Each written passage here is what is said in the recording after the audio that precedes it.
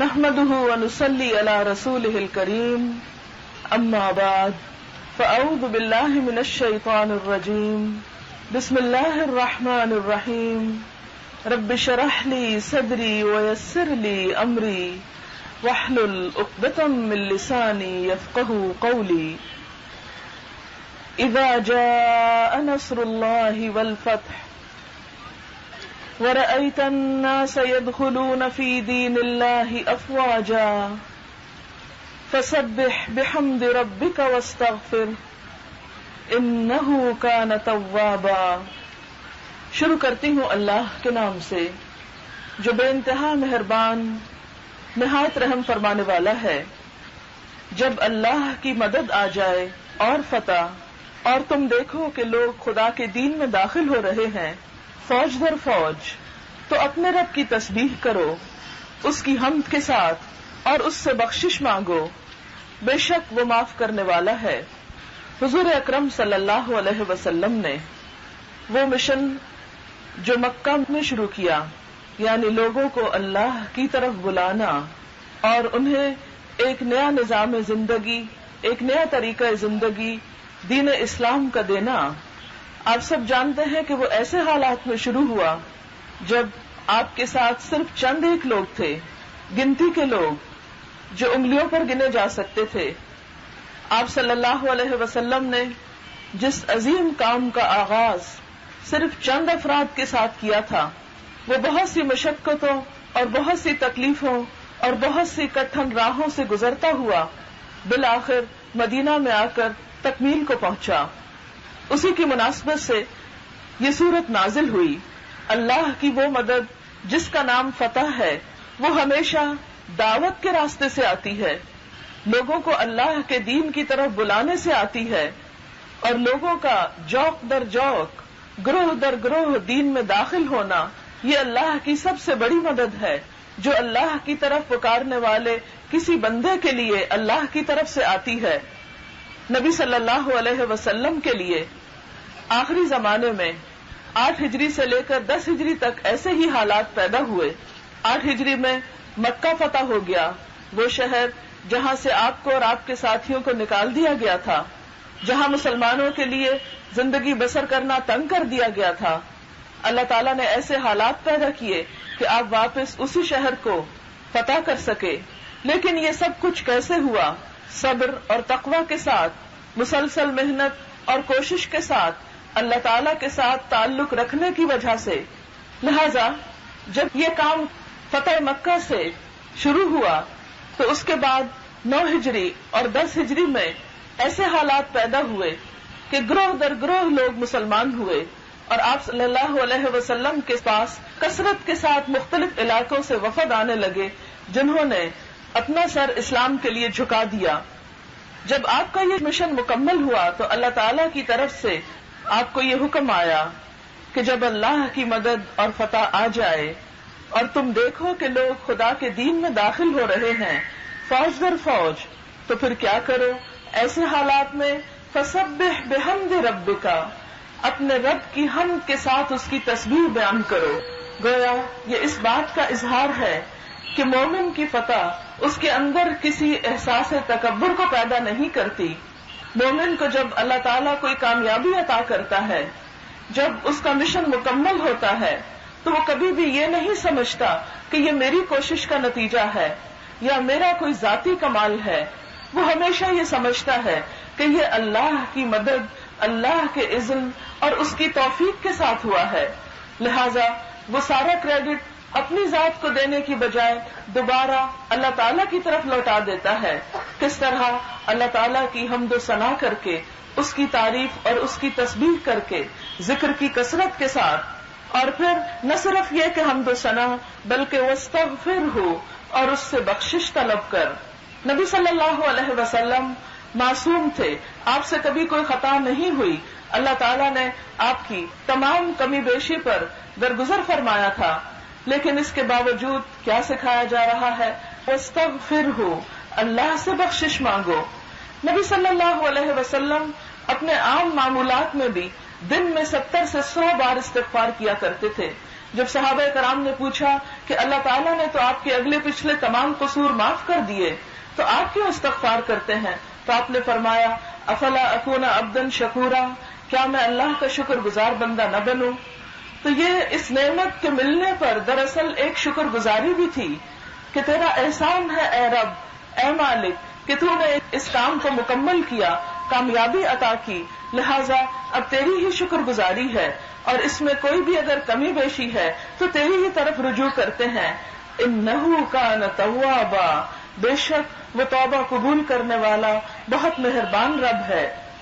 اس صورت سے ہم سب کو یہ سبق ملتا ہے کہ دین کے راستے میں جب بھی کوئی کامیابی نصیب ہو، اگر ہمارے ذریعے سے اللہ تعالی کسی کی ہدایت کا بھی سبب پیدا کرے، کسی کو بھی ہمارے ذریعے سے کوئی اپنا راستہ دکھائے، ہمیں اس میں سبب بنائے، تو ایسے موقع پر ہمارے اندر کبھی بھی کوئی فخر، کوئی غرور اور اپنی کسی بڑائی کا کوئی خیال نہیں آنا چاہیے۔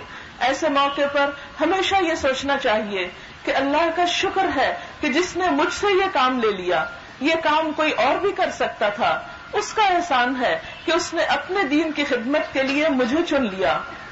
دنیا کی خدمت، دنیا کے کام اور دنیا کے لیے بھاگ دوڑ تو بہت لوگ کر رہے ہیں، لیکن خوش قسمت ہے وہ جو اللہ کے دین کے لیے بھاگ دوڑ کرے اور پھر اللہ تعالیٰ ان کی کوششوں کو کامیابی بھی عطا کرے، اور پھر اس کامیابی کے نتیجے میں وہ عاجزی کا اظہار کرے، شکر گزاری کا رویہ اختیار کرے، تاکہ اس سے ان کے درجات اور بلند ہو، اور اس حال میں اپنے رب سے ملیں کہ رب ان سے راضی ہو اور وہ رب سے راضی ہو جائیں، اور ہمیشہ ہمیشہ کی خوشیاں اور راحتیں پائیں۔ بسم اللہ الرحمن الرحیم۔ تبت یدا ابی لہب وتب، ما اغنى عنه ماله وما كسب، سيصلى نارا ذات لهب، وامرأته حمالة الحطب، في جيدها حبل من مسد۔ ابو لہب کے ہاتھ ٹوٹ جائیں اور وہ برباد ہو جائے، نہ اس کا مال اس کے کسی کام آیا اور نہ وہ جو اس نے کمایا، وہ عنقریب بھڑکتی ہوئی آگ میں جا پڑے گا، اور اس کی بیوی بھی جو ایندھن لیے پھرتی ہے، اس کی گردن میں رسی ہے بٹی ہوئی۔ نبی اکرم صلی اللہ علیہ وسلم نے مکہ میں جب اپنا کام شروع کیا، یعنی دین کا کام، تو اس وقت آپ کے اپنے قریبی رشتہ داروں میں سے بعض لوگ آپ کے دشمن ہو گئے تھے، حالانکہ اسلام کی تبلیغ سے پہلے سب لوگ آپ کی عزت کرتے، آپ کی تعریف کرتے، آپ کو صادق اور امین کہہ کر پکارتے، اور آپ کو مکہ میں ایک بہت اہم مقام حاصل تھا۔ حضرت خدیجہ رضی اللہ تعالی عنہا سے نکاح کے بعد اور تجارت کا پیشہ اختیار کرنے کے بعد آپ کی مالی پوزیشن بھی بہت مضبوط تھی، حسب نسب میں بھی آپ بہت اعلیٰ درجے کے تھے۔ گویا دنیا میں ایک انسان جس بھی عزت، وقار اور مقام کا تصور کر سکتا ہے وہ آپ کو نصیب تھا، لیکن جو ہی آپ نے اللہ کے راستے میں قدم اٹھایا، لوگوں کو اللہ کی طرف بلانا شروع کیا، تو آپ کے قریبی رشتہ دار بھی آپ کے دشمن ہو گئے، آپ کو سخت مخالفت کا سامنا کرنا پڑا، اور اس میں پیش پیش آپ کا اپنا ہی چچا ابو لہب بھی تھا۔ ابو لہب جس نے عرب روایات کا پاس بھی نہ کیا اور اپنے بھتیجے کی مخالفت شروع کر دی، اور خاص طور پر اس موقع پر جب اللہ تعالیٰ کی طرف سے یہ حکم آیا کہ فَأَنذِرْ عَشِيرَتَكَ الْأَقْرَبِينَ، کہ اپنے قریبی رشتہ داروں کو خبردار کرو۔ اس حکم کی تکمیل کے لیے آپ صلی اللہ علیہ وسلم عرب کی روایات اور دستور کے مطابق ایک پہاڑی پر تشریف لے گئے، اور وہاں صباحہ کہہ کر سب لوگوں کو، اپنے قبیلے کو پکارا۔ جب سب لوگ آ گئے تو آپ نے فرمایا کہ لوگوں، اگر میں تم سے یہ کہوں کہ اس پہاڑ کے پیچھے سے تم پر کوئی حملہ کرنے والا ہے تو کیا تم میری بات کو سچ مانو گے؟ تو ان سب نے بیک زبان ہو کر کہا کہ جی ہاں، کیونکہ آپ صادق اور امین ہیں، ہم آپ کی بات کو سچا مانیں گے۔ اس موقع پر آپ صلی اللہ علیہ وسلم نے فرمایا، لوگوں سنو، تمہارا رب ایک رب ہے، تمہارا الہ ایک الہ ہے۔ آپ نے لوگوں کو اسلام کی دعوت دی۔ جو ہی آپ کے منہ سے کلمہ توحید کا نکلنا تھا تو آپ صلی اللہ علیہ وسلم کے لیے لوگ بڑبڑانے لگے، اور خاص طور پر یہی ابو لہب کہنے لگا، تبا لکا، تمہارا ستیہ ناس، نعوذ باللہ، کہ تم نے ہمیں اس کام کے لیے بلایا تھا، اس وقت یہ صورت نازل ہوئی کہ تبت یدا ابی لہب وتب، ٹوٹ گئے دونوں ہاتھ ابو لہب کے اور وہ تباہ و برباد ہو گیا۔ تو گویا ابو لہب نے آپ صلی اللہ علیہ وسلم کو جو بد دعا دی تھی اور جس برے طریقے سے پکارا تھا، اللہ تعالیٰ نے خود آپ کا دفاع کیا اور اس کے جواب میں یہ صورت اتاری کہ تبت یدا ابی لہب، ابو لہب کے دونوں ہاتھ ٹوٹ گئے۔ دونوں ہاتھ ٹوٹنا، ہاتھ جو ہے عربی میں صرف اس ہاتھ کو نہیں کہتے، عربی میں ہاتھ قوت اور طاقت کی علامت ہوتی ہے، کسی انسان کے جاہ و مرتبہ کی علامت ہوتی ہے۔ تو جب عربی محاورے میں یہ کہا جائے کہ کسی شخص کے دونوں ہاتھ ٹوٹ گئے تو مراد اس سے یہ ہے کہ وہ اپنے مشن میں ناکام ہوا اور اس کی ساری طاقت ٹوٹ گئی۔ یہ سب کچھ تو اس وقت کہا جا رہا تھا جب دور دور تک ابھی یہ خیال بھی نہیں کیا جا سکتا تھا کہ ابو لہب کے ساتھ یہ سب کچھ ہو جائے گا، لیکن حقیقت میں ایسا ہی ہوا۔ اور پھر آپ دیکھیے کہ کتنا خوبصورت انداز ہے قرآن پاک کا۔ ایک طرف حضور صلی اللہ علیہ وسلم کی فتح کی بات کی جا رہی ہے، آپ کے مشن کی تکمیل کی بات ہو رہی ہے، اور دوسری طرف آپ کے دشمنوں کے مشن کی ناکامی بتائی جا رہی ہے۔ اگرچہ ایک سورت مدنی ہے اور دوسری سورت مکی ہے، یعنی سورت النصر مدینہ میں نازل ہوئی اور لہب مکہ میں نازل ہوئی، لیکن عین قرآن پاک کی ترتیب میں آگے پیچھے رکھ کر دونوں کے درمیان کمپیرزن کے طور پر یہ بھی بتا دیا گیا کہ جو شخص خالص نیت کے ساتھ، سنجیدگی کے ساتھ اللہ کی طرف بڑھے گا، مخالفتیں اس کے راستے میں اگرچہ آئیں گی لیکن بالآخر وہ کامیاب ہوگا۔ اور دوسری طرف ابو لہب کا کردار سامنے رکھ کر بتا دیا گیا کہ جو شخص اللہ سے دشمنی کرے گا، اللہ کے دین سے دشمنی کرے گا، اللہ کے دین کی مخالفت کرے گا، وہ کامیاب نہ ہو سکے گا، اور خاص طور پر ایسے شخص کے مقابلے میں کہ جو سب کچھ اللہ کی خاطر کر رہا ہو۔ پھر فرمایا ما اغنا عنہ مالہ وما کسب، اس کا مال اور جو کچھ اس نے کمایا وہ اس کے کام نہ آیا۔ ابو لہب مکہ کا امیر ترین آدمی تھا، وہ 4 ان لوگوں میں سے تھا کہ جو ایک قنطار کے مالک ہوتے ہیں، یعنی ڈھیروں سونا تھا اس کے پاس، اور اس کے ساتھ ساتھ بہت بخیل اور بہت زر پرست بھی تھا۔ یہاں بتایا یہ جا رہا ہے کہ اس کا مال اس کے کسی کام نہ آیا، اتنا مالدار ہونے کے باوجود وہ دنیا میں ذلیل و رسوا ہو گیا، اور اس کے ساتھ ساتھ اس کے بیٹے بھی۔ ماں کسب کا مطلب ہے جو اس کی کمائی تھی، تو انسان کی اولاد اس کی کمائی ہوتی ہے۔ تو یہاں یہ بتایا جا رہا ہے کہ مال اور اولاد اس کے کام نہ آئے۔ اسے اپنے بیٹوں پر بہت فخر تھا، ان کی وجہ سے بھی وہ تکبر میں مبتلا تھا۔ فرمایا کہ دیکھو، ایک شخص جو دنیاوی وجاہت، مال و دولت اور اولاد کی وجہ سے تکبر میں مبتلا تھا، اور اسے ایک گھمنڈ تھا کہ میری طاقت بہت بڑی ہے اور میں محمد صلی اللہ علیہ وسلم کو اپنی اسی طاقت کی وجہ سے ناکام کر دوں گا، دیکھو اس کا انجام کیا ہوا۔ تم سب کے لیے مقام عبرت ہے جو اللہ کے دین کی مخالفت کرتے ہو۔ وامرأتہ، اور اس کی بیوی بھی، حمالۃ الحطب، جو ایندھن اٹھانے والی تھی، کیونکہ نبی صلی اللہ علیہ وسلم کی مخالفت میں وہ راتوں کو جا کر جنگل سے لکڑیاں اور کانٹے چن کر لاتی اور آپ کے دروازے کے آگے ڈال دیتی تاکہ آپ صلی اللہ علیہ وسلم صبح کے وقت جب نکلے تو آپ کو تکلیف کا سامنا ہو۔ اسی طرح عربی محاورے میں حمالۃ الحطب چغلی کرنے والے اور غیبت کرنے والے شخص کے لیے بھی بولا جاتا ہے کہ وہ بھی ایندھن گویا اٹھائے پھرتا ہے ہر جگہ آگ لگانے کے لیے، کیونکہ غیبت اور چغلی کا بھی یہی نتیجہ نکلتا ہے۔ تو اللہ تعالیٰ فرما رہے ہیں کہ وہ عورت جو حضور صلی اللہ علیہ وسلم کی برائیاں جگہ جگہ کرتی پھر رہی تھی، وہ آپ کو محمد کی بجائے مزمم کہہ کر پکارتی تھی۔ نعوذ باللہ، محمد کا مطلب ہے بہت تعریف کیا گیا اور مزمم کا مطلب ہے مذمت کیا گیا۔ اس کے انہی الفاظ کا یہاں جواب دیا جا رہا ہے کہ وہ عورت جو آپ کے مخالفت میں ہر طرف ماری ماری پھرتی تھی اور آپ کی برائیاں کر رہی تھی، دیکھو اس کا انجام کیا ہوا۔ یہاں بتانا یہ بھی مقصود ہے کہ اگر کوئی عورت بھی اللہ کے دین کی مخالفت کرتی ہے تو اللہ تعالیٰ اس سے بھی بدلہ لینے کی بھرپور قدرت رکھتے ہیں۔ پھر آپ دیکھیں کہ ابو لہب اپنے مشن میں نہ صرف یہ کہ خود اپنے مال اور اپنے بچوں کے ساتھ شریک تھا، اپنی بیوی کے ساتھ بھی شریک تھا، یعنی وہ، اس کی بیوی، اس کے بچے اور اس کا مال سب کچھ حضور صلی اللہ علیہ وسلم کی مخالفت میں لگے ہوئے تھے۔ تو دیکھو ان میں سے ایک ایک کا انجام کیا ہوا، اور دوسری طرف آپ صلی اللہ علیہ وسلم اور آپ کے گھر والے جو ایمان لائے، اور آپ کے ساتھی جنہوں نے اس مقصد کے لیے اپنا تن من دھن سب کچھ قربان کیا، دیکھو ان کی قربانیوں کا نتیجہ کیا نکلا، اور ادھر اس کی بیوی کا حال کیا ہوا، دنیا میں بھی ذلیل و خوار ہوئی، اور آخرت میں کیا ہوگا، فی جیدہا حبل من مسد، اس کی گردن میں رسی ہے بٹی ہوئی۔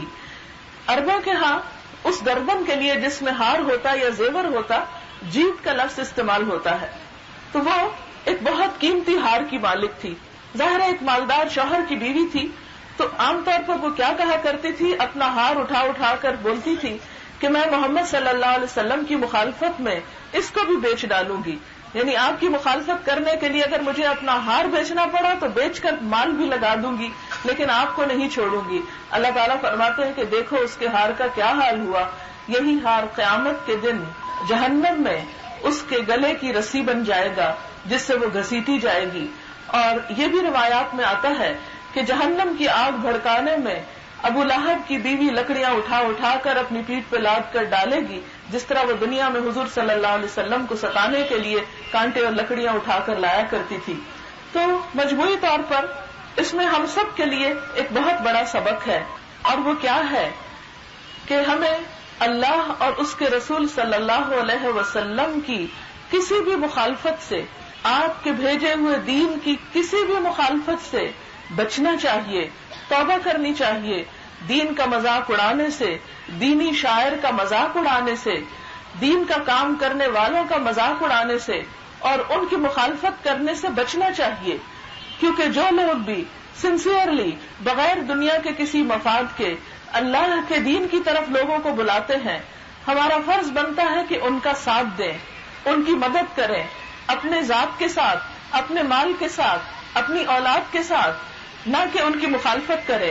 اور اگر کوئی ایسا کرے گا تو پھر دونوں ہی چیزیں سامنے ہیں، ایک طرف اللہ کی راہ میں چلنے والوں کا انجام اور دوسری طرف اللہ کی راہ پہ چلنے والوں کی مخالفت کرنے والوں کا انجام۔ تو ہم سب کو بھی یہ دیکھنا چاہیے کہ ہم کس گروہ میں شامل ہیں، اللہ کے مددگاروں کے گروہ میں یا اللہ کے دین کا مذاق اڑانے والے اور مخالفت کرنے والوں کے گروہ میں۔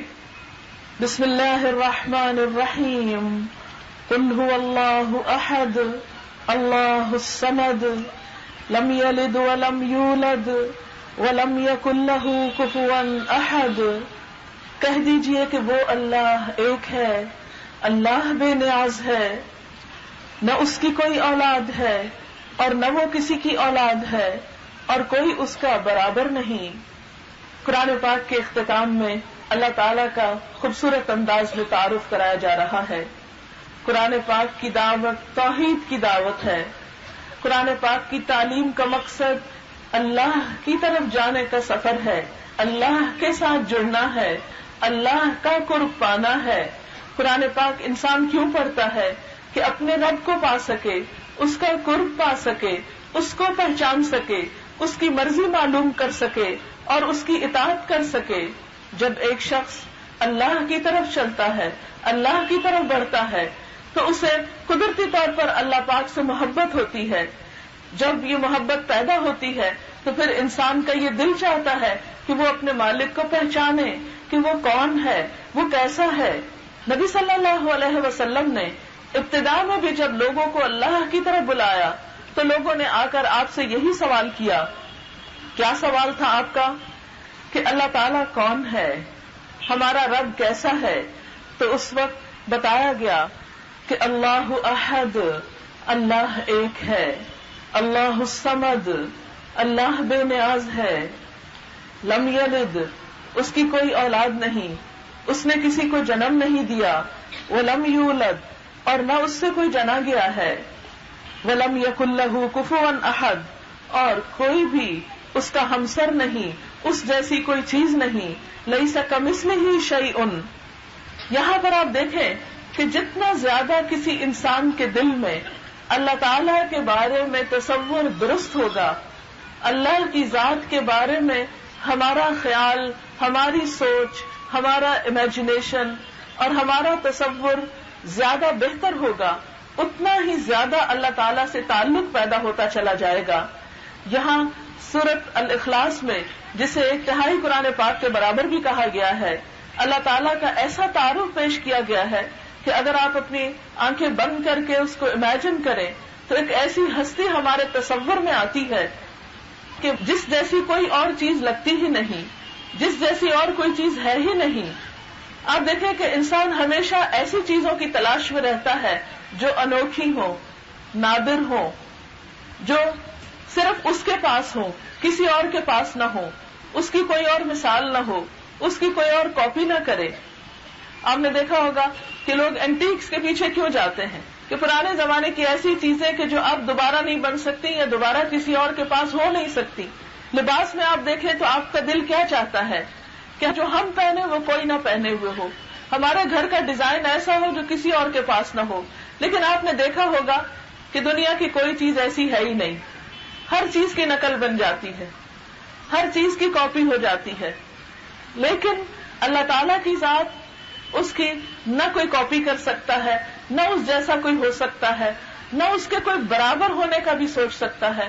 وہ ہر طرح کی ایسے تصورات کی آمیزشوں سے پاک ہے کہ جس میں کسی کو بھی اس جیسا قرار دیا جائے یا اس کے برابر قرار دیا جائے۔ لیکن افسوس کہ اول روز سے شیطان نے انسان کو اسی دھوکے میں مبتلا کیا اور انسان اسی غلطی میں مبتلا رہا۔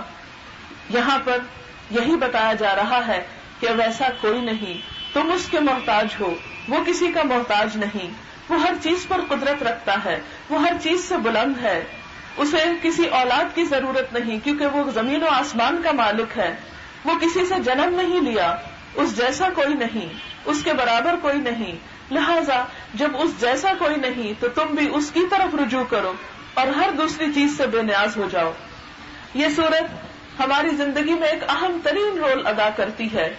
اس کا بار بار پڑھنا تو باعث اجر و ثواب ہے ہی، لیکن یہ ہماری زندگی میں نہایت اہمیت کی حامل ہے۔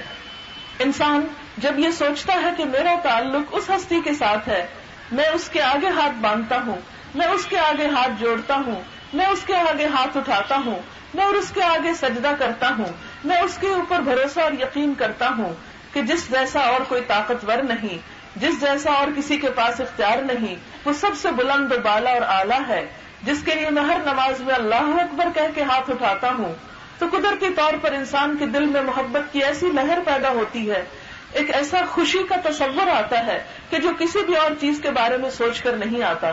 پھر آپ دیکھیں کہ جب اس جیسی کوئی چیز نہیں تو انسان مسلسل جستجو میں رہتا ہے اس کو پانے کی، اس کے بارے میں سوچنے کی اور اس کی طرف بڑھنے کی۔ لہذا قل، آپ کہہ دیجئے، هو اللہ احد، جو بھی یہ جاننا چاہتے ہیں کہ وہ کون ہے انہیں بتا دیجئے کہ بس وہ ایک ہے۔ اللہ الصمد، وہ بے نیاز ہے، اسے کسی کی ضرورت نہیں، نہ کسی کی عبادت کی، نہ کسی کے صدقے خیرات کی، اور نہ کسی کے اس کی طرف جھکنے کی۔ زمین و آسمان کی ہر چیز اس کے آگے سجدہ ریز ہے، اس کے آگے جھکی ہوئی ہے، ہر چیز اس سے اپنی ضروریات پوری کر رہی ہے۔ اور پھر وہ کون ہے؟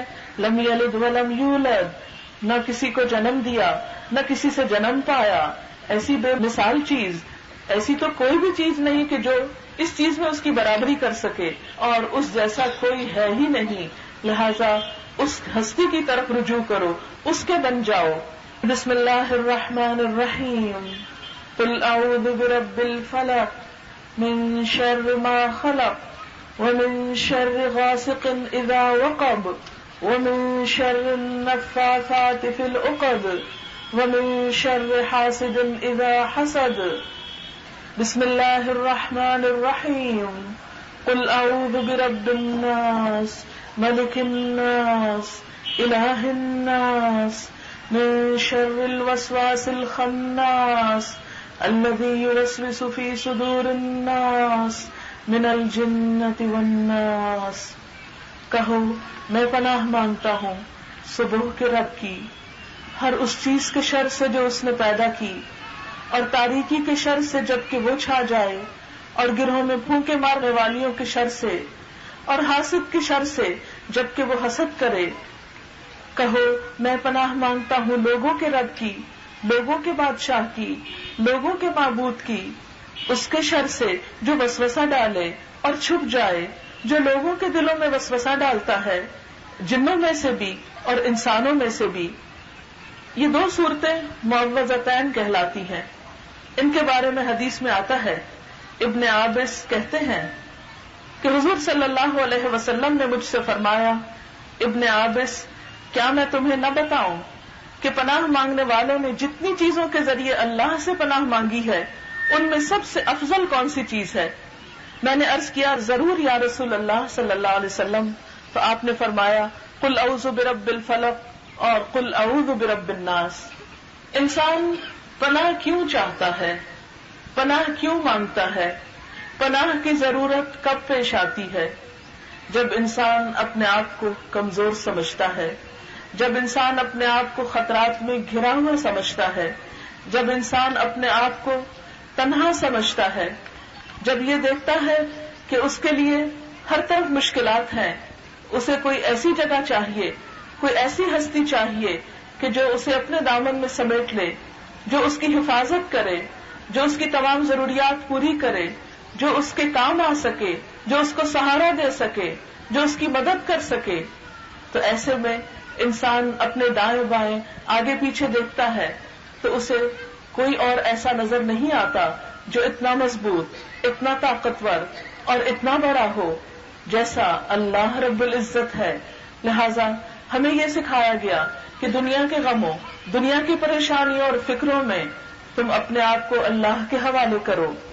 اسی لیے حضور صلی اللہ علیہ وسلم نے فرمایا کہ پناہ لینے والوں نے، پناہ مانگنے والوں نے جتنی بھی چیزوں کی پناہ مانگی ہے ان میں سب سے بہترین چیز یہ دو صورتیں ہیں جن میں انسان اللہ کا نام لے کر ہر چیز کے شر سے بچنے کے لیے اس کی پناہ میں اپنے آپ کو دیتا ہے.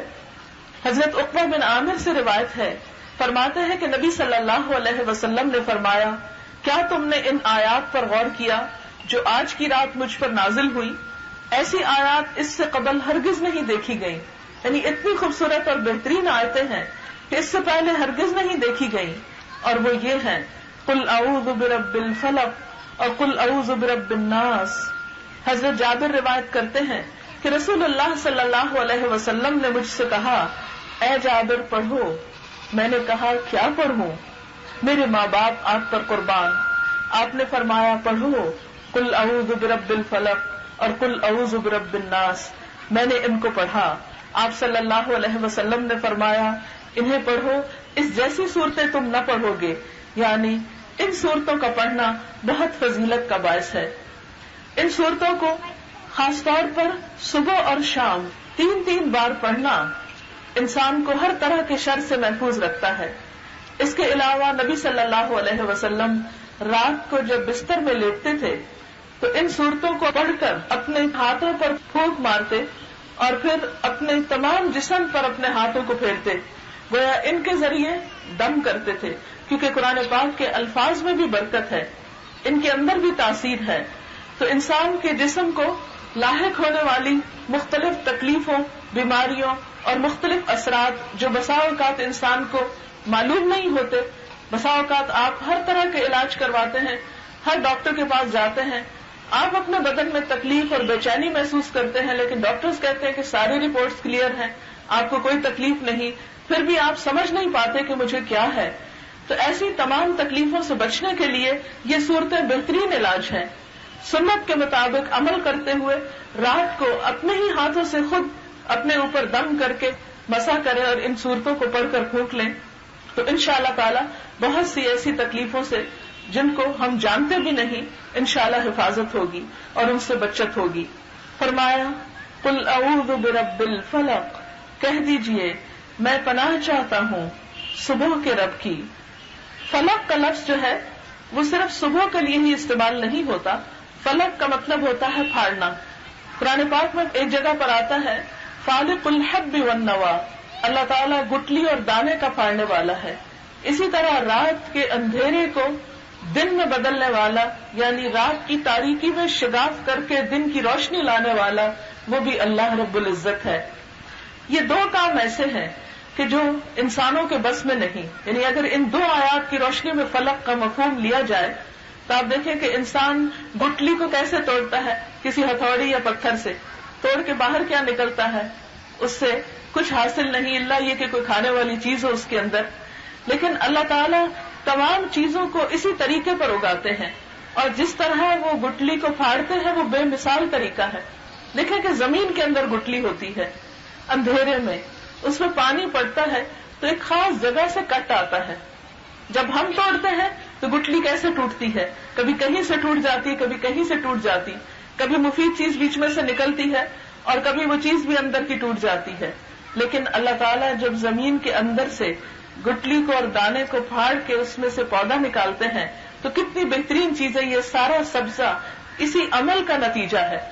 تو گویا جب ہم یہ کہتے ہیں قل اعوذ برب الفلق, تو یہ پوری نیچر کا ایک نقشہ سامنے آتا ہے, پوری فضا سامنے آتی ہے کہ کون ہے وہ ہستی. یعنی انسان جب آنکھ کھولتا ہے اور اپنے دائیں بائیں یہ سب کچھ دیکھتا ہے, یہ جتنا بھی سبزہ آپ دیکھ رہے ہیں اور آسمان پہ جو روشنی دیکھ رہے ہیں, یہ اللہ تعالیٰ کی اسی صفت کا نتیجہ ہے, اسی صفت سے سامنے آتی ہے کہ اس نے پھاڑا ان گٹلیوں کو اور ان تمام چیزوں کو تو یہ سب کچھ سبز ہوا. اگر آپ کا بیج اگے نہ, پھٹے نہ, گٹلی ٹوٹے نہ, تو آپ دیکھیے کہ کچھ بھی نہیں اگ سکتا. اسی طرح رات ہو جائے تو آپ کی لائٹس روشنی اس طرح نہیں کر سکتی جس طرح اللہ تعالیٰ یہ بے مثال عمل کرتے ہیں. اور یہ ہر روز ہوتا ہے. ہر روز کیا ہوتا ہے؟ اندھیرے سے روشنی آتی ہے. فرمایا اس رب کی پناہ لو, کتنا طاقتور, کتنا عظیم ہے وہ رب جو تمہارے آس پاس ہے, جسے تم ان تمام چیزوں میں دیکھ سکتے ہو, جسے تم اس سارے سبزے اور اس روشنی کے اندر پا سکتے ہو. اس طاقتور عظیم رب کی پناہ لو, اس کے دامن میں اپنے آپ کو چھپاؤ, اس سے بے نیاز اور بے تعلق نہ ہو. جب بھی کوئی غم ہو, دکھ ہو اور تکلیف ہو, اس کی طرف رجوع کرو, وہی تمہاری ہر مشکل کو آسان کر سکتا ہے.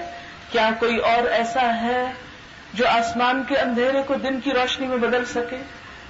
کوئی ہے جو سورج جیسا بے مثال چراغ پیدا کر سکے؟ وہی تو ہے جس نے یہ سب کچھ بنایا. لہذا اس کے ہو جاؤ, اس کی طرف چلو, اس کی پناہ میں آ جاؤ. قل اعوذ برب الفلق, کہہ دیجئے کہ میں پناہ لیتا ہوں فلق کے رب کی, من شر ما خلق, ہر اس چیز کے شر سے جو اس نے پیدا کی, ہر اس چیز کے شر سے جو اس نے پیدا کی. وہ شر, وہ تکلیف جو سامنے نظر آتی ہے, اور وہ شر جو مجھے معلوم بھی نہیں. بسا اوقات انسان شر کہیں باہر ڈھونڈ رہا ہوتا ہے, حالانکہ شر اس کے اپنے اندر ہوتا ہے. انسان شیطان کے شر سے بسا اوقات مغلوب ہوتا ہے, بسا اوقات اپنے نفس کے شر سے, بسا اوقات لوگوں کے شر سے. لیکن جب انسان یہ کہہ دیتا ہے من شر ما خلق, ہر چیز کے شر سے جو اس نے پیدا کی, تو گویا نون اور ان نون, سین اور ان سین, محسوس کردہ اور غیر محسوس کردہ, وہ قوتیں جو شر کی سامنے نظر آ رہی ہیں اور وہ جو نظر نہیں آ رہی, ان سب سے حفاظت کے لیے میں اپنے آپ کو اللہ کی پناہ میں دیتی ہوں, اللہ کی حفاظت میں دیتی ہوں. وَمِن شَرِّ غَاسِقٍ إِذَا وَقَبَ, اور خصوصاً رات کی تاریکی کے شر سے جب کہ وہ چھا جائے. یعنی عموماً شر رات کے وقت اپنے زوروں پر ہوتا ہے, کیونکہ اندھیرے میں شر کا پھیلنا نسبتاً آسان ہوتا ہے. آپ دیکھیں چور ڈاکو بھی رات کو جس طرح دندناتے ہیں, عموماً دن کو اتنے نظر نہیں آتے.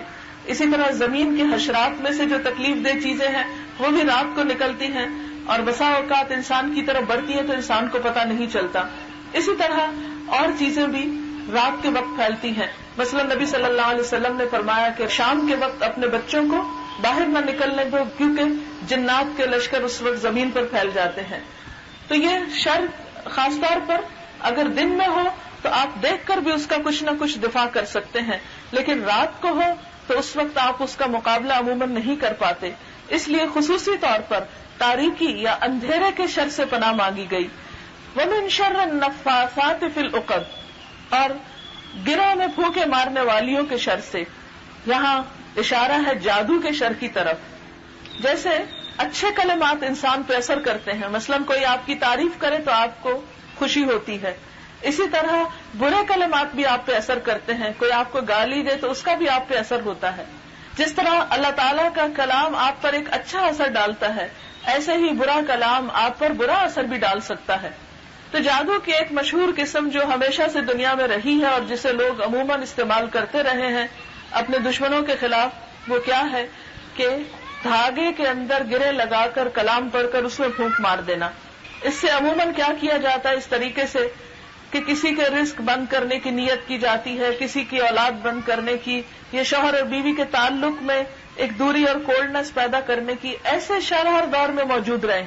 لیکن یہ یاد رکھیے جیسے قرآن پاک کے پہلے سے پارے میں آتا ہے کہ ایسے جادوگر اور پھونکے مارنے والے کسی کو بھی نقصان نہیں دے سکتے جب تک اللہ کا اذن نہ ہو. جیسے جراثیم کسی کو نقصان نہیں دے سکتے جب تک کہ اللہ کا اذن نہ ہو تو بیماری نہیں آتی. بالکل اسی طرح جسمانی بیماریوں کے علاوہ روحانی بیماریاں جو جادو کی قسم کی ہیں، ان کے بارے میں کسی وہم میں مبتلا نہیں ہونا چاہیے. یہ بھی انسان کو نقصان نہیں دے سکتی جب تک کہ اللہ کا اذن نہ ہو. اور اس بیماری یا اس تکلیف کے آنے سے پہلے ہی حفظ ما تقدم کے طور پر، یعنی اس سے بچنے کی خاطر ہمیں یہ دعا سکھائی جا رہی ہے کہ اللہ کوئی بھی شخص جو ایسا کوئی برا ارادہ ہمارے بارے میں کرے تو ہمیں اس کے شر سے محفوظ رکھنا. وَمِن شَرِّ حَاسِدٍ إِذَا حَسَدَ، اور حسد کرنے والے کے شر سے جب بھی وہ حسد کرے. شر کی بہت قسمیں ہیں. شروع میں تو من شر ما خلق کہہ کے ہر شر کی بات کی گئی، لیکن اس کے بعد 3 چیزوں کا شر خاص طور پر نام لے کر بیان کیا گیا. ایک اندھیرے کا شر، دوسرا جادو کا شر، اور تیسرا حاسد کا شر. حاسد کا شر بہت برا ہوتا ہے اور حسد بذات خود بھی بہت بری بیماری ہے. یہ وہ پہلا جرم ہے جو انسان کی پیدائش کے بعد وجود میں آیا ہے. آپ کو معلوم ہے کہ اللہ تعالیٰ نے جب حضرت آدم علیہ السلام کو پیدا کیا تھا تو فرشتوں کو حکم دیا کہ وہ آدم علیہ السلام کو سجدہ کریں. اور یہ حکم صرف فرشتوں کے لیے نہیں تھا، دیگر مخلوق کے لیے بھی تھا، جنات کے لیے بھی تھا. تو آپ کو یاد ہوگا، آپ سب پڑھ چکے ہیں کہ اس نے کیا کہا تھا کہ انا خیر منہ، میں اس سے زیادہ اچھا ہوں. خلقتنی من نار وخلقتہ من طین، مجھے تو نے آگ سے بنایا، اس کو مٹی سے بنایا، میں اس کے آگے کیوں جھکوں، میں نہیں جھکوں گا. اس کا یہ کہنا کس وجہ سے تھا؟ کون سی تکلیف ہوئی تھی اس کو؟ کیا جلن ہوئی تھی اس کے اندر؟ حسد. تو آپ یوں سوچئے کہ انسان کو سب سے پہلی جس تکلیف کا، جس شر کا سامنا کرنا پڑا وہ حسد تھا. پہلی سرکشی جو اس کے مقابلے میں ہوئی وہ کس بنا پر تھی؟ حسد کی بنا پر. اور یاد رکھیے کہ زمین پر آنے کے بعد بھی حسد ہی وہ بیماری رہی ہے جو مختلف اوقات میں انسانوں سے بڑے بڑے جرائم کراتی رہی ہے. پیغمبروں کی اولاد سے بھی کچھ کام اسی حسد کی وجہ سے سرزد ہوئے. حابیل اور قابیل کا واقعہ آپ قرآن پاک میں تفصیلاً پڑھ چکے ہوں گے. 2 بھائی تھے، سگے بھائی. ایک نے دوسرے کو قتل کیا، جو پہلا قتل تھا دنیا میں. اس کی بنیاد میں اور اس کی جڑ میں بھی کیا تھا؟ حسد. کہ دوسرے بھائی کی قربانی کیوں قبول ہو گئی، میری کیوں نہیں ہوئی. یہی حسد اور رقابت قتل کا سبب بنی. بنی اسرائیل کو حضور صلی اللہ علیہ وسلم کی آمد کا بہت انتظار تھا. ان کے علماء اور ان کے بڑے بڑے لوگ آپ کا نام لے لے کر دعائیں کرتے اور فریادیں کرتے اور انتظار کر رہے تھے کہ حضور صلی اللہ علیہ وسلم دنیا میں تشریف لائیں تو ہم آپ کے ساتھ مل کر کافروں کا مقابلہ کریں. لیکن جب آپ بنی اسرائیل میں نہیں بنی اسماعیل میں آئے، حالانکہ ایک ہی باپ کی اولاد تھے دونوں، تو کیا ہوا؟ بنی اسرائیل حسد میں مبتلا ہو گئے. اور اسی حسد کی وجہ سے انہوں نے شروع سے آخر تک آپ کی شدید مخالفت کی. جتنی مخالفت مدینہ میں آ کر یہود کی طرف سے آپ کو ہوئی اتنی کسی اور کی طرف سے نہیں ہوئی. یہ سب کچھ کس وجہ سے تھا؟ حسد کی وجہ سے تھا. انہیں خوف اس بات کا تھا کہ ہماری بڑائی اور ہماری سرداری چھن کر اب بنی اسرائیل کو ملنے لگی ہے، ہم سے امامت لی جانے لگی ہے اور یہ اب بنی اسماعیل کی طرف منتقل ہونے لگی ہے. انہیں حضور صلی اللہ علیہ وسلم کی بڑائی، آپ کو ملنے والی نبوت، اور چونکہ آپ تمام انبیاء کے سردار تھے تو یہ جو اعزاز آپ کو ملا یہ بنی اسرائیل کے لیے ناقابل برداشت تھا کہ ہماری نسل میں کیوں نہیں آیا یہ اعزاز، یہ نبوت ہم کو کیوں نہیں ملی، حضور صلی اللہ علیہ وسلم کو بنی اسماعیل کو کیوں مل گئی، دوسرے بھائی کو کیوں مل گئی، اس کی اولاد کو کیوں مل گئی. پھر آپ دیکھیں ابو جہل کی آپ صلی اللہ علیہ وسلم سے دشمنی کی وجہ کیا تھی؟ حسد. تو یاد رکھیے دین پر چلتے وقت، دین کا کام کرتے وقت، دین کی تبلیغ کرتے وقت دین والوں کو یاد رکھنا چاہیے کہ انہیں بھی قدم قدم پر حسد جیسے شر کا سامنا ہوگا. آج بھی آپ دیکھیں کہ بسا اوقات دین کا نام لینے والے ہی دین والوں کی مخالفت میں آگے آگے ہوتے ہیں، وہی ان کے عیب چن رہے ہوتے ہیں، وہی ان کو ہر جگہ بدنام کر رہے ہوتے ہیں، وہی دین کا راستہ روک رہے ہوتے ہیں. اس کے پیچھے بھی کیا ہے؟ حسد. کہ یہ کام ہم کر رہے تھے، کوئی اور کیوں کرنے لگ گیا ہے، کوئی اور اس راستے میں آگے کیوں آ گیا ہے. تو یاد رکھیے یہ حسد کی بیماری وہ بیماری ہے کہ جو انسان سے بڑے بڑے جرائم کراتی ہے. دیکھیں ایک دیندار شخص نماز بھی پڑھتا ہے، روزہ بھی رکھتا ہے، صدقہ خیرات بھی کرتا ہے، نیکی کا کام بھی کرتا ہے. اس کا اپنے بارے میں کیا خیال ہوتا ہے کہ میں بہت نیک انسان ہوں، لیکن وہ بھول جاتا ہے کہ وہ حسد کی بنا پر کسی کی غیبت بھی کر رہا ہے، کسی کی چغلی کر رہا ہے، کسی کو گرا رہا ہے، کسی کو بدنام کر رہا ہے، کسی کی مخالفت کر رہا ہے. پھر یہ ایسے جرائم ہو جاتے ہیں جن پر غلطی کا احساس بھی نہیں ہوتا، جن پر پھر انسان توبہ بھی نہیں کر سکتا.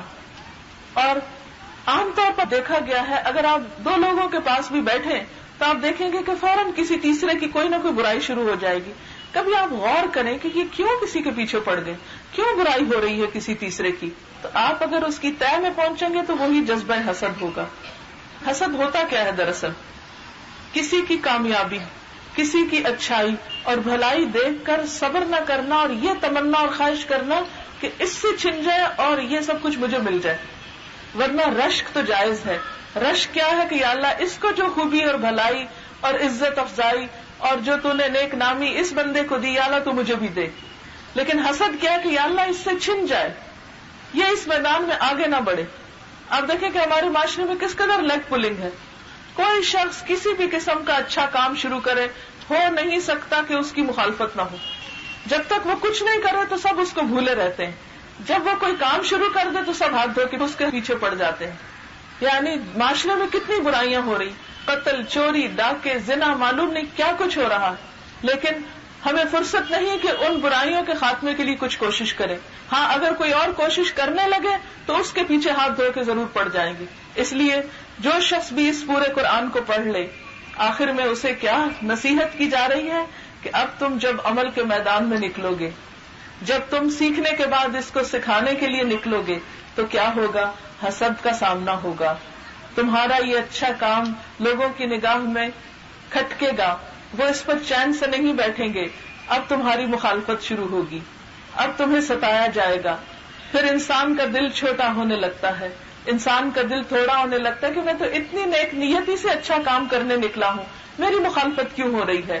تو اس وقت بجائے اس کے کہ انسان انسانوں سے مدد مانگے، کیا سکھایا گیا؟ اللہ کی پناہ میں آ جاؤ، اللہ سے تعلق مضبوط کرو اور اس سے دعا کرو، اس کی طرف رجوع کرو، خود کو اس کے حوالے کر دو، اس کی حفاظت میں دے دو، اس لیے کہ اس سے بڑھ کر حفاظت کوئی نہیں کر سکتا. اس لیے صبح و شام یہ دعا پڑھتے رہو، وَمِن شَرِّ حَاسِدٍ إِذَا حَسَدَ، اور حسد کرنے والے کے شر سے یا اللہ تو مجھ کو بچانا جب بھی حسد کرے. بسم اللہ الرحمن الرحیم. قل اعوذ برب الناس ملک الناس الہ الناس من شر الوسواس الخناس الذی یوسوس فی صدور الناس من الجنۃ والناس. کہو میں پناہ مانگتا ہوں لوگوں کے رب کی، لوگوں کے بادشاہ کی، لوگوں کے معبود کی، اس کے شر سے جو وسوسہ ڈالے اور چھپ جائے، جو لوگوں کے دلوں میں وسوسہ ڈالتا ہے، جنوں میں سے بھی ہے اور انسانوں میں سے بھی. انسان ایک عاجز مخلوق ہے، کمزور مخلوق ہے، اس کو لازمی طور پر پناہ کی ضرورت ہے. یہ پناہ اسے اپنے رب کے سوا کوئی نہیں دے سکتا، کیونکہ اللہ ہی تمام انسانوں کا رب ہے. وہ ایک انسان کو دوسرے انسانوں کے شر سے بچانے کی پوری قوت رکھتا ہے. وہی لوگوں کا بادشاہ، وہی لوگوں کا معبود ہے. پھر اس کے سوا کون ہو سکتا ہے جو لوگوں ہی کے شر اور فتنوں کے مقابلے میں انسان کو حفاظت میں رکھے اور اپنی پناہ میں رکھے. اس صورت میں سب سے زیادہ خطرناک اور سب سے زیادہ نقصان دہ فتنہ جس سے پناہ مانگنے کو کہا جا رہا ہے وہ شیطان ہے. وہ سب سے زیادہ خطرناک اس لیے ہے کہ وہ اپنی اصل حیثیت کو چھپا کے سامنے آتا ہے. وہ پتہ بھی نہیں چلنے دیتا، وہ چھپ کے حملہ آور ہوتا ہے اور چھپی ہوئی تدبیروں سے انسان کو بہکاتا ہے. یعنی آپ نے دیکھا ہوگا، اپنے ساتھ تجربہ کیا ہوگا کہ بسا اوقات جب آپ غلط کام کر بیٹھتے ہیں تو پھر آپ کو یاد آتا ہے یہ تو بہت غلطی کی، یہ نہیں کرنا چاہیے تھا. ہوتا نا ایسے؟ پھر آپ نادم ہوتے ہیں، شرمندہ ہوتے ہیں، ریگریٹ کرتے ہیں، یہ کیا کر دیا میں نے، بہت غلط کیا، یہ نہیں ہونا چاہیے، یہ کیسے ہو گیا، میرا تو کوئی ارادہ نہیں تھا، میری تو نیت ہی نہیں تھی، میں نے تو سوچا ہی نہیں تھا، یہ سب کیوں ہو گیا. مثلاً آپ نے دیکھا ہوگا اچھے بھلے خوشگوار تعلقات ہوتے ہیں، یکا یک میاں بیوی آپس میں جھگڑ پڑتے، الجھ پڑتے، کیونکہ سب سے زیادہ تو شیطان کا یہی مشغلہ ہے کہ گھروں میں پھوٹ ڈالی جائے. پھر آپ سوچتے ہیں کہ کیا بات تھی، بات تو کچھ نہیں تھی، یہ کیوں الجھاؤ ہو گیا. پھر اسی طرح بچے کو چھوٹی سی بات کریں گے، ایک دم آپ ان پہ چیخ پڑیں گے، پھر آپ خود ہی شرمندہ ہوتے ہیں، خود ہی افسوس کرتے، اتنا بھی چیخنے کی کیا ضرورت تھی، یا اتنا بھی کچھ کہنے کی کیا ضرورت تھی، بیچاروں معصوموں نے کیا تو کیا کیا. یہ کون تھا جس نے آپ کو اتنا بھڑکا دیا، یہ کون تھا جس نے آپ کو اتنے بڑے گناہ میں مبتلا کر دیا. یہ شیطان جو چھپ کر آتا ہے اور ایسا وار کرتا ہے اور کر کے پھر چھپ جاتا ہے. ایسا دشمن جس کو آپ پیچھے سے پکڑ بھی نہیں پاتے. اس دشمن سے پناہ مانگنا اور اپنے آپ کو اللہ کی حفاظت میں دینا بہت ضروری ہے. ورنہ یاد رکھیے پوری کتاب پڑھ کے جب سب اس انتظار میں ہوتے ہیں کہ اب یہ لوگ قرآن پڑھ گئے ہیں، اب تو یہ فرشتے ہو جائیں گے، اب تو ان سے ایسی غلطیاں نہیں ہونی چاہیے. شوہر بھی توقع رکھے ہیں، بچے بھی توقع رکھے ہیں، رشتہ دار بھی توقع رکھے ہیں کہ اب یہ قرآن پڑھے ہوئے لوگ ہو گئے ہیں، اب انہیں کوئی غلط کام نہیں کرنا چاہیے، اب ان کا رویہ بھی بہت اچھا ہونا چاہیے، سب کچھ. لیکن انسان اتنے بڑے امتحان میں کہاں سے کامیاب ہو جب تک اللہ کی مدد نہ ہو. اور انسان جب تک غلط کاموں میں ہوتا ہے تو شیطان بے فکر ہوتا ہے، وہ کہتا ہے میرے ہی رستے پر ہے. لیکن جب انسان قرآن پڑھ لیتا ہے تو شیطان ہاتھ دھو کے پیچھے پڑ جاتا ہے. اب یہ میرے ہاتھ سے نکل رہا ہے، اب میں نے اپنی پوری قوت لگانی ہے کہ اس کو اب پھانسوں. پھر جب انسان کسی غلطی کا شکار ہوتا ہے تو وہ اس کے دل میں مایوسی ڈالتا ہے، دیکھا کچھ فائدہ ہوا قرآن پڑھنے؟ کوئی فائدہ نہیں. تم نہیں بدل سکتے، تم نہیں بدلے، چلو جو کرتے تھے وہی کرو، اس سے پہلے جو کیا تھا وہی بہتر. لہذا انسان کو وہ پھر ٹریپ کر کے غلط کاموں کی طرف لے جانا چاہتا ہے اور اپنا بنانا چاہتا ہے. لہذا اس دشمن سے پناہ مانگنا نہایت ضروری ہے. پھر اس کی چال کیا ہوتی ہے کہ پرکشش طریقے سے، پرکشش ذرائع سے وہ انسان کو برائی میں پھانستا ہے کہ برائی نظر نہیں آتی، وہ خوبصورت لگنے لگتی ہے اور انسان غیر محسوس طریقے سے اس کی طرف مائل ہو جاتا ہے. اللہ تعالیٰ نے انسان کو عقل دی، انسان ایک باہوش انسان ہے، اسے اللہ سے مدد مانگ کر اس بات کی کوشش کرنی چاہیے کہ شیطان کی چالوں کو سمجھے، اس کے ہتھ کنڈوں کو سمجھے، اس کے وار کو سمجھے. اور اگر ایک دفعہ جذبات میں آ کر بھول کر، کیونکہ شیطان بھلاوے میں بھی ڈالتا ہے، بھول کر انسان سے کوئی غلطی ہو تو فوراً اللہ کی پناہ میں اپنے آپ کو دے، معافی مانگ لے، واپس پلٹ جائے. اور پھر چونکہ عقل دی نا اللہ نے، سوچ کے رکھے یہ غلطی کیوں ہوئی تھی، کیا وجہ تھی، کیا اسباب تھے، اور آئندہ اس موقع تک پہنچنے سے پہلے اپنے آپ کو کنٹرول کر لے، اس سے پہلے ہی خود کو روک لے. اور پھر آپ دیکھیے کہ یہ وسوسے دلوں میں ڈالے جاتے ہیں، فی صدور الناس، انسانوں کے سینوں میں جاتے ہیں. اور یہ صرف شیطان کی طرف سے نہیں، جنات کی طرف سے نہیں، انسانوں کی طرف سے بھی ہوتے ہیں. یعنی بسا اوقات شیطان اپنا کام ایک انسان پہ کر لیتا ہے، اسے اپنی شاگردی میں لے لیتا ہے، پھر اس کے ذریعے اور انسانوں تک وہ پہنچتا ہے. تو کچھ انسان شیطان کا ٹول بن جاتے ہیں، اور جو شیطان چاہتا ہے وہ اس کے اعلی کار ہو کر خوب محنت کرتے ہیں اور اس کے راستے میں کوششیں کرتے ہیں. جب اللہ تعالیٰ نے ابلیس کو جنت سے نکالا تو کہا تھا وَإِذْ قُلْنَا لِلْمَلَائِكَةِ اسْجُدُوا لِآدَمَ فَسَجَدُوا إِلَّا إِبْلِيسَ، جب ہم نے فرشتوں سے کہا آدم کو سجدہ کرو تو سب نے سجدہ کر لیا سوائے ابلیس کے. قالا، بولا، أَأَسْجُدُ لِمَنْ خَلَقْتَ طِينًا، کیا میں اس کو سجدہ کروں جسے تو نے مٹی سے بنایا؟ قال أرأيتك هذا الذي كرمت علي لئن أخرتني إلى يوم القيامة لأحتنكن ذريته إلا قليلا قال اذهب فمن تبعك منهم فإن جهنم جزاؤكم جزاء موفورا واستفزز من استطعت منهم بصوتك وأجلب عليهم بخيلك ورجلك وشاركهم في الأموال والأولاد وعدهم وما يعدهم الشيطان إلا غرورا إن عبادي ليس لك عليهم سلطان وكفى بربك وكيلا. یاد کرو جب ہم نے ملائکہ سے کہا آدم کو سجدہ کرو تو سب نے سجدہ کیا سوائے ابلیس کے. کہنے لگا کیا میں اس کو سجدہ کروں جسے تو نے مٹی سے بنایا؟ پھر بولا دیکھیے تو صحیح کیا یہ اس قابل تھا کہ تو نے اسے مجھ پر فضیلت دی؟ اگر تو مجھے قیامت تک مہلت دے تو میں اس کی پوری نسل کی بےخونی کر دوں. بس تھوڑے ہی لوگ مجھ سے بچ سکیں گے. اللہ تعالیٰ نے فرمایا اچھا تو جا، ان میں سے جو بھی تیری پیروی کریں گے تجھ سمیت ان سب سے جہنم بھرپور جزا ہے. تو جس جس کو اپنی دعوت سے پھسلا سکتا ہے پھسلا لے، ان پر اپنے سوار اور اپنے پیادے چڑھا لا، مال اور اولاد میں ان کے ساتھ ساجھا لگا، ان کو وعدوں کے جال میں پھانس، اور شیطان کے وعدے ایک دھوکے کے سوا کچھ نہیں. یقیناً میرے بندوں پر تجھے کوئی اقتدار حاصل نہ ہوگا اور توکل کے لیے تیرا رب کافی ہے. تو اس سے کیا پتہ چلتا ہے کہ شیطان اپنے کوشش میں پوری طرح لگا ہوا ہے، اور نہ صرف یہ کہ اکیلا بلکہ فوجوں کے ساتھ انسان پر حملہ آور ہوتا ہے، اور یہ انسانوں میں سے بھی ہوتی ہیں اور جنات میں سے بھی. قرآن پاک کے اختتام میں یہ سورت ہمیں کیا سکھاتی ہے کہ جب تم اس کتاب کو پڑھنے کے بعد عمل کی طرف بڑھو تو یاد رکھو مخالفت شدید ہوگی. یاد رکھو شیطان اپنی فوجوں کے ساتھ تم پہ حملہ آور ہوگا. یاد رکھو دین کے اس راستے میں تمہارے لیے طرح طرح کی مشکلات کھڑی کی جائیں گی، لیکن اگر تم اپنے رب کے بندے بن گئے، اپنے رب کی پناہ میں آ گئے تو ان سب کا مقابلہ کر لو گے، کیونکہ اللہ تعالیٰ نے فرمایا ان عبادی لیس لک علیہم سلطان، میرے بندوں پر تیرا کوئی زور نہ چلے گا، تیرا کوئی بس نہ چلے گا. ہمیں ضرورت اس بات کی ہے کہ ہم حقیقی معنوں میں اللہ کے بندے بن جائیں، ہم اس کی طرف رجوع کریں، اس کی طرف توجہ کریں، اس سے تعلق مضبوط باندھیں. اور اس کا طریقہ کیا ہے؟ چھوٹی سی بھی غلطی ہو جائے، کوئی برا خیال آ جائے کسی کے بارے میں. برے خیالات عام طور پہ کیا ہوتے ہیں؟ دوسروں کے بارے میں زیادہ ہم برا سوچتے ہیں، بدگمانی. نبی صلی اللہ علیہ وسلم نے فرمایا تھا ایاکم والظن فإن الظن اکذب الحدیث، تم بہت زیادہ گمان کرنے سے بچو کیونکہ گمان سب سے جھوٹی بات ہوتی ہے. قرآن پاک میں آتا ہے اجتنبوا کثیرا من الظن، بہت گمان سے بچو. ان بعض الظن اسم، کیونکہ بعض گمان گناہ ہوتے ہیں. برا گمان، برا خیال، بری سوچ انسانوں کے تعلقات کو خراب کرتی ہے. تو شیطان کا کام کیا ہوتا ہے کہ سب سے پہلے انسان کے اندر وسوسہ ڈالتا ہے، بدگمانی ڈالتا ہے دوسرے کے بارے میں. اب جب ایسا کوئی خیال آئے فوراً جھٹکنے کی کوشش کریں.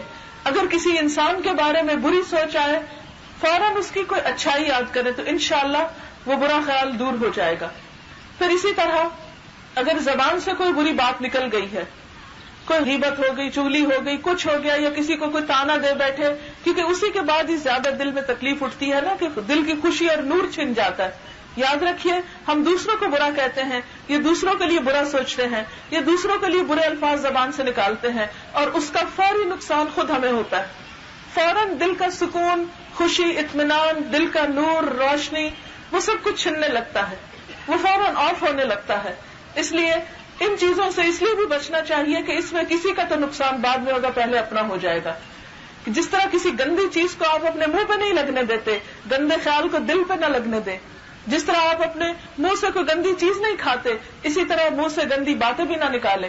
اور اگر آپ کے منہ میں کوئی کڑوی چیز چلی جائے تو آپ فوراً کیا کرتے ہیں؟ تھوک دیتے ہیں نا، کلی کر لیتے ہیں. بالکل اسی طرح اگر زبان سے کوئی بری بات نکل جائے فوراً توبہ استغفار کریں، فوراً رب کی طرف رجوع کریں. اگر کسی انسان کے ساتھ کوئی غلط معاملہ ہو جائے، کوئی تعلق میں خرابی ہو جائے، فوراً ریگریٹ کریں، فوراً توبہ کریں، فوراً اس سے معافی مانگ لیں، اور اس چیز کو پرولونگ نہیں کریں، کیونکہ اس طریقے سے انسان کی اپنی صلاحیتیں متاثر ہونے لگتی ہیں. تو یہاں پر ہمیں یہ سکھایا گیا کہ شیطان ہمیں یہ کرنے نہیں دے گا. شیطان خود بھی انا میں گرفتار ہوا تھا، انا خیر منہ. وہ ہمیں بھی کیا چاہتا ہے؟ ہم انا کا شکار ہو جائیں، کیونکہ انا تکبر سے ہے. شیطان نے تکبر کیا.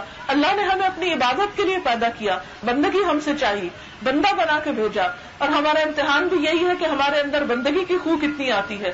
لہٰذا جب کبھی ہم اپنی بندگی کے دائرے سے باہر نکلنے لگے، جب کہیں سرکشی آنے لگے، جب کہیں اپنی بڑائی کا خیال آنے لگے، جب کہیں کسی دوسرے کے بارے میں برا خیال آنے لگے، تو ان سب چیزوں سے پناہ مانگنے اور ان سب چیزوں سے بچنے کا طریقہ کیا ہے؟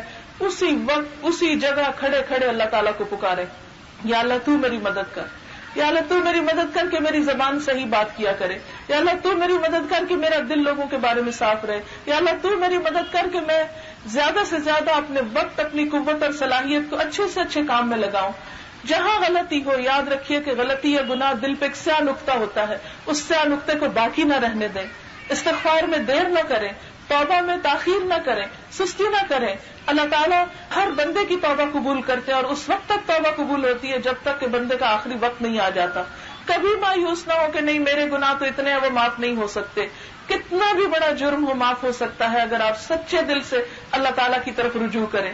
لہٰذا ہم سب کو ضرورت اس بات کی ہے کہ ہم فوری اپنے ان غلطیوں اور گناہوں اور اللہ سے دوری کے اس عذاب میں مبتلا ہونے سے بچنے کے لیے کیا کریں؟ اس کی طرف رجوع کریں اور کثرت سے ان صورتوں کا صبح شام ورد کرتے رہیں تاکہ اللہ تعالیٰ ہمیں اپنی حفاظت میں رکھے۔ اور یاد رکھیے کہ قرآن پاک کبھی ختم نہیں ہوا کرتا، اس لیے سنت یا مسنون طریقہ کیا ہے کہ جو ہی آخری صورتیں پڑھی جائیں فوراً شروع پر آ جایا جائے۔ اس لیے میں آپ سب سے درخواست کروں گی کہ سب مل کر سورۃ الفاتحہ پڑھیں۔ اعوذ باللہ من الشیطان الرجیم، بسم اللہ الرحمن الرحیم، الحمد للہ رب العالمین، الرحمن الرحیم، مالک یوم الدین، ایاک نعبد ایاک نستعین، اہدنا الصراط المستقیم، صراط الذین انعمت علیہم غیر المغضوب علیہم ولا الضالین، آمین۔ شروع کرتی ہوں اللہ کے نام سے جو بے انتہا مہربان نہایت رحم فرمانے والا ہے۔ سب تعریفیں اللہ کے لیے ہیں جو رب ہے تمام جہانوں کا، بہت مہربان بار بار رحم فرمانے والا، روز جزا کا مالک۔ اے اللہ ہم تیری ہی عبادت کرتے ہیں، صرف تیری عبادت کرتے ہیں اور صرف تجھ سے ہم مدد چاہتے ہیں۔ تو ہمیں سیدھا راستہ دکھا، ان لوگوں کا راستہ جن پر تو نے انعام فرمایا، ان کا راستہ نہیں جن پر تیرا غضب ہوا، اور نہ ان لوگوں کا راستہ جو بھٹک گئے ہیں، جو سیدھے راستے سے ہٹ چکے ہیں۔ اعوذ باللہ من الشیطان الرجیم، بسم اللہ الرحمن الرحیم۔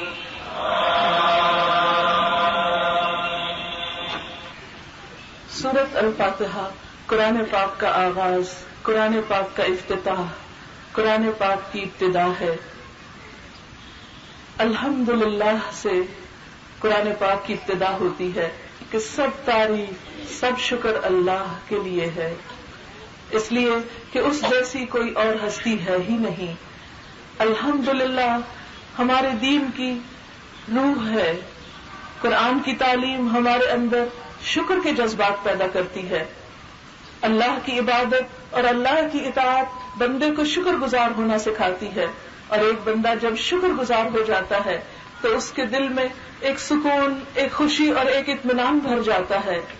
الحمدللہ رب العالمین، کلمہ الحمدللہ تملأ المیزان، میزان کو بھر دیتا ہے۔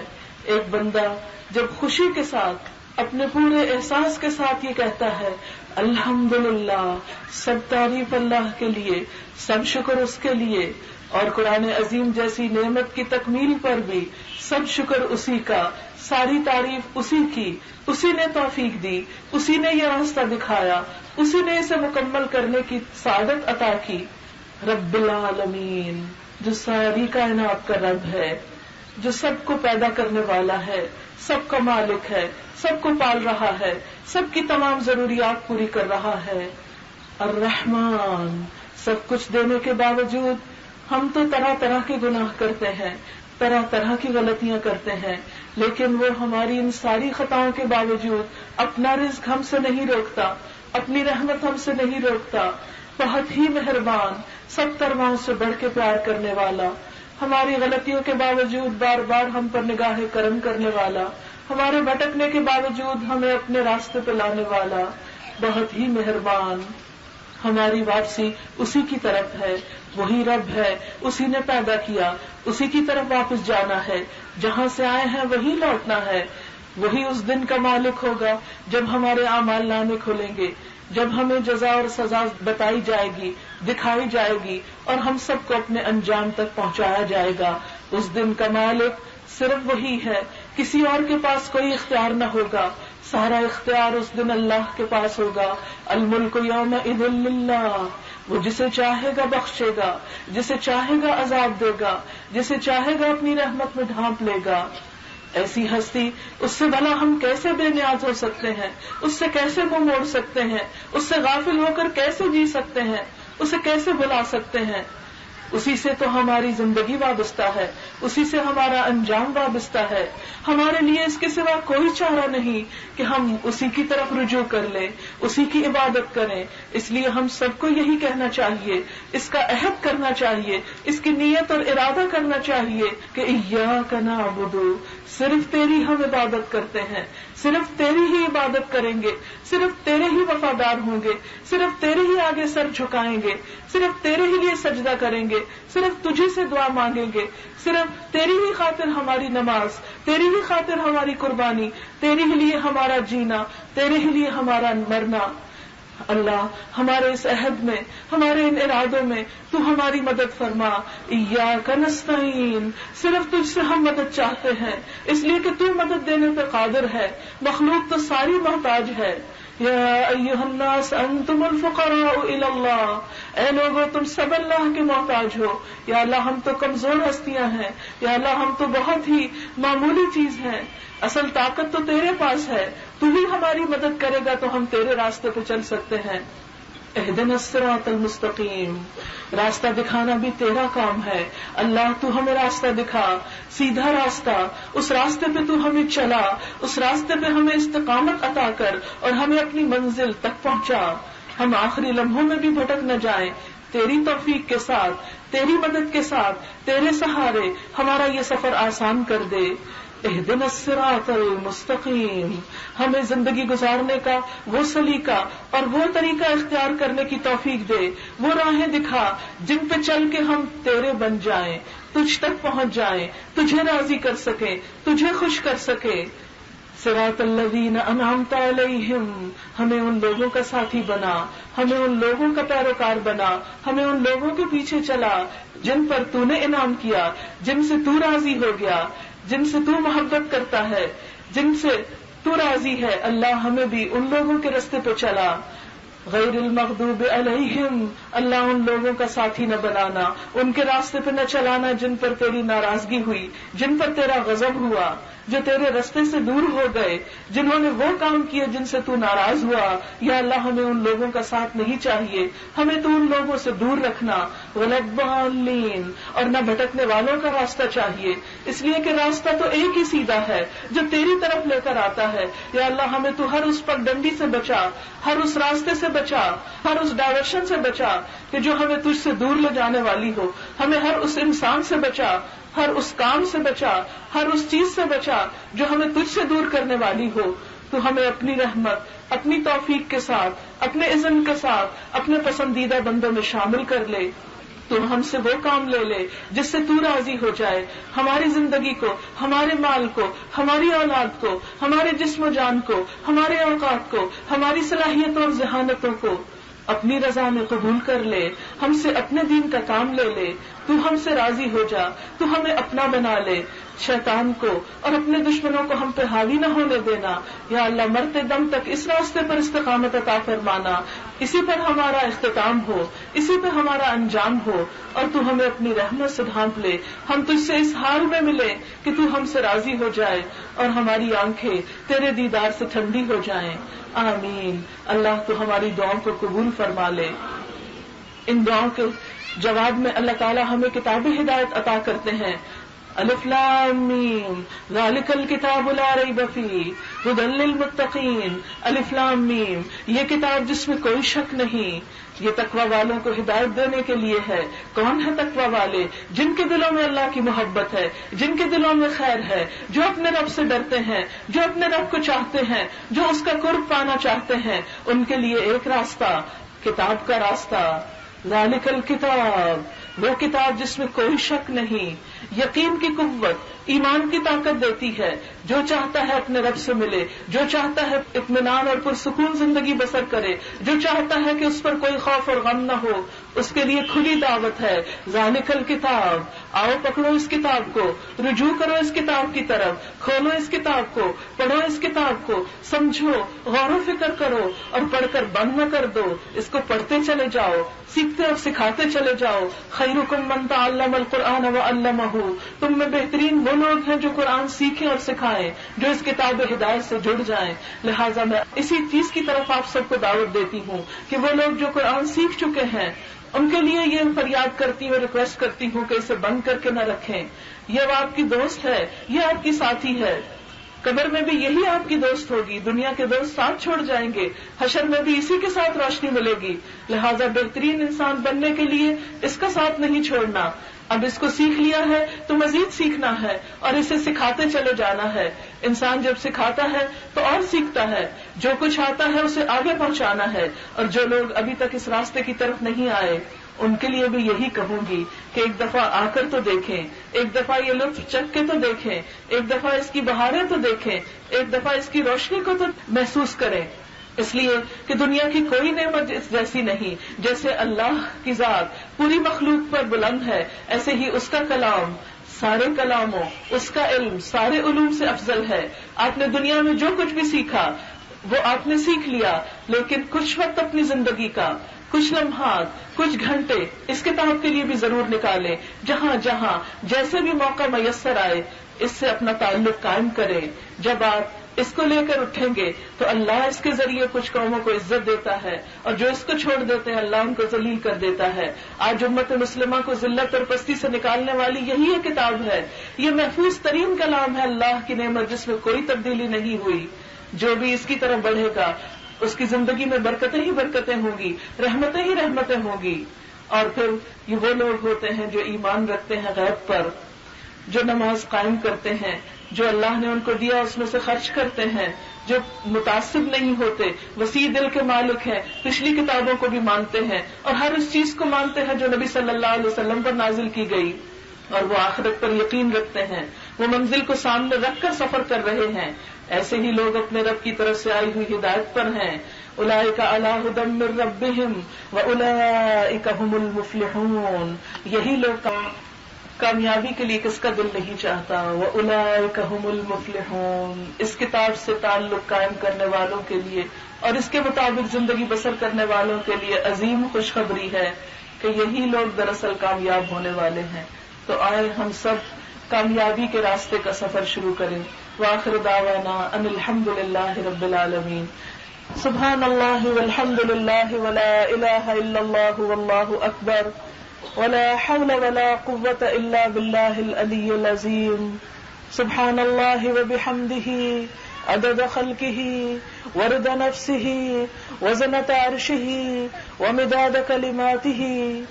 اللہم صل علی محمد وعلی آل محمد كما صلیت علی ابراہیم وعلی آل ابراہیم انک حمید مجید۔ اللہم بارک علی محمد وعلى آل محمد كما باركت على إبراهيم وعلى آل إبراهيم إنك حميد مجيد۔ ربنا آتنا في الدنيا حسنة وفي الآخرة حسنة وقنا عذاب النار۔ ربنا لا تزغ قلوبنا بعد إذ هديتنا وهب لنا من لدنك رحمة إنك أنت الوهاب۔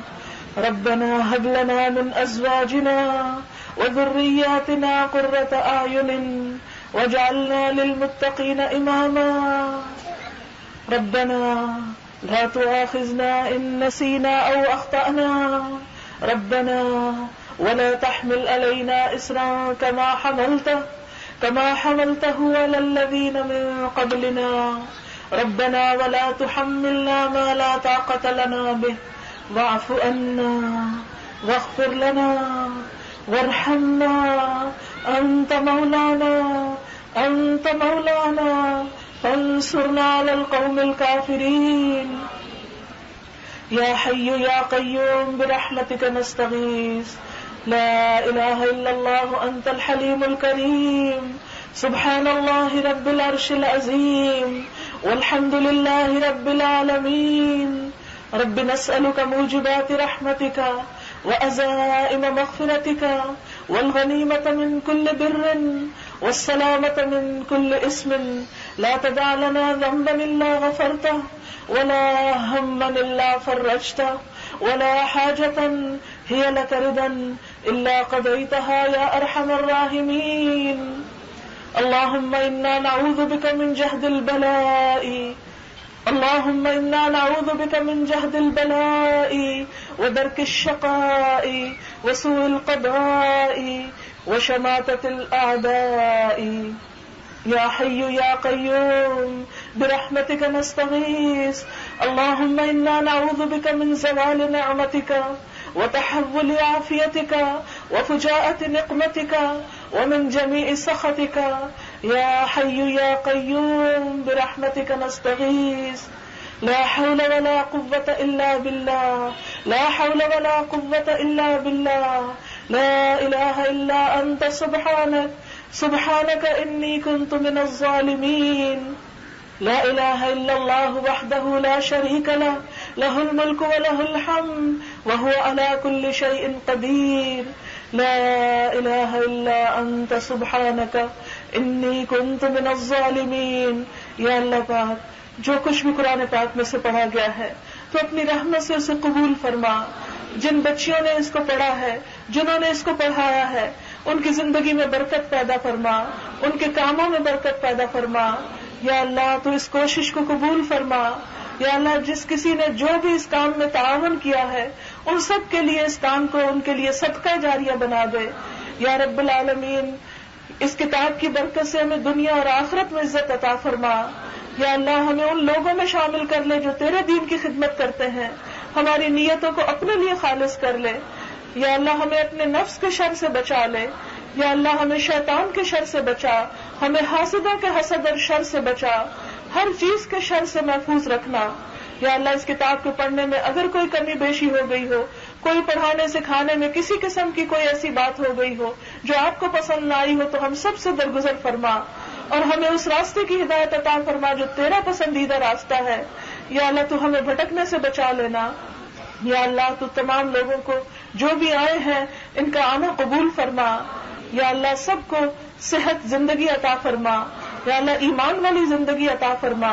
یا اللہ کتاب ہدایت کے ساتھ محبت عطا فرما اس کے لیے بہترین کوششوں کی توفیق عطا فرما ہے اللہ ہماری اولادوں کو بھی اس راستے پہ چلا انہیں ہمارے لیے صدقہ جاریہ بنا یا اللہ ہمیں اپنے والدین کے لیے صدقہ جاریہ بنا یا اللہ سب بہنوں کی جو بھی آئی ہیں اور ہمارے عزیزوں دوستوں رشتہ داروں تمام لوگوں کے سب دکھ دور فرما سب کی پریشانیاں دور فرما سب کی بیماریاں اور مصیبتیں دور فرما ہم سب کو نیک راستے کی ہدایت عطا فرما تو ہم سب کو اپنی رحمت سے ڈھانپ لے تو ہم سے راضی ہو جا یا اللہ پاکستان کی حفاظت فرما یا اللہ پاکستان کے مسلمانوں کو دن دگنی رات چگنی عزت اور ترقی عطا فرما یا اللہ ہمیں اپنی زندگی کا مقصد سمجھنے کی توفیق عطا فرما یا اللہ دنیا بھر میں مسلمان جہاں جہاں مصیبتوں کا شکار ہے یا اللہ کشمیر میں فلسطین میں ہندوستان میں یا افغانستان میں یا اللہ جہاں کہیں بھی اللہ ہم سب کی مدد فرما یا اللہ کمزور اور مظلوم مسلمانوں کی مدد فرما یا اللہ وہ تیرے نام لیوا ہے یا اللہ تو ان کی حفاظت فرما اور ان کو دکھوں سے نجات عطا فرما جو ظالموں نے ان پہ مسلط کیے ہیں یا رب العالمین تو ہم سب کی حفاظت فرما یا اللہ تو ہمیں ایمان پر موت عطا کرنا یا اللہ تو ہم سب سے راضی ہو جانا ہماری قبروں کو روشن کر دینا آخرت کے حساب کو آسان کر دینا. یا اللہ تو ہم سب کو اپنے دین کے لیے بہترین کوششوں کی توفیق عطا فرما. یا رب العالمین تو اس جگہ کو بہت خیر و برکت والا بنا. یا رب العالمین اس سے جو خیر اور بھلائی پھوٹے وہ ہر جگہ تک پھیل جائے. یا رب العالمین تو ہم سب کو اپنی رحمتوں سے ڈھانپ لے. یا اللہ تو ان کوششوں کو قبول فرما اور ان کوششوں میں ہر غلطی سے بچا اور صحیح راستے پر قائم رکھنا. یا اللہ جہاں کہیں ہم بھٹکے یا اللہ تو ہمیں سیدھے راستے پر لے جا. یا اللہ تو ہم سب کو اپنی رحمت سے ڈھانپ لے, تو ہم سب سے راضی ہو جا, تو ہم سب سے اس کوشش کو قبول فرما لے. ربنا تقبل منا انك انت السميع العليم. ربنا تقبل منا انك انت السميع العليم وتب علينا انك انت التواب الرحيم. وصلى الله تعالى على خير خلقه محمد وعلى آله وأصحابه وأهل بيته أجمعين برحمتك يا أرحم الراحمين. إلهي آمين. سبحانك اللهم وبحمدك نشهد أن لا إله إلا أنت نستغفرك ونتوب إليك. والسلام عليكم ورحمة الله وبركاته.